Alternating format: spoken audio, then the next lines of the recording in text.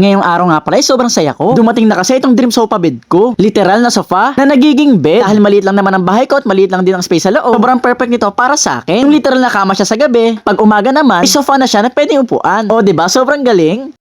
Isang umaga, sobrang saya ko. Ngayon na kasi dineliver itong dream sofa bed ko. Sobrang laki, sobrang bigat nga nito. 30 kilograms nga pala to. Kaya naman nagbigay ako ng tips sa driver pa konsuelo. Dito nga ginugupit-gupit ko na yung mga tape. Dahil i-unboxing ko na. Siguro nagtataka kayo paano nagkasya dyan yung sofa bed. Bari naka-vacuum sealed kasi siya kaya mukhang maliit. Pero lolobo na lang siya kapag binutas na natin tong plastic. Eto, sobrang excited na ako butasin to.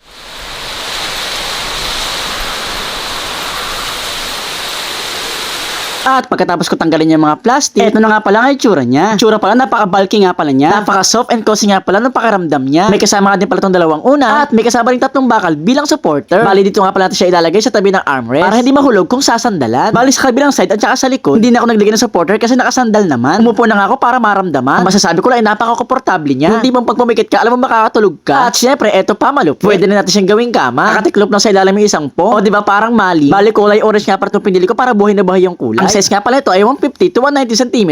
Pwede sa mag-aasawa o sa mga magjojowa. Pwede rin sa mga barkada kung makikitambay. At pwede kung work kayong mag-asawa. Ayan o, hindi mo nakitabi kasi may pagitan. O diba, ang kulit lang. Tapos ayan, pag umaga na, para ka lang din nagliligpit. Yung kamay, gagawin na natin yung sofa. Ibalik lang natin yung armrest at dalawang unan. Senen, o diba, ang galing. Kayo mga kadigot, gusto nyo rin ba neto?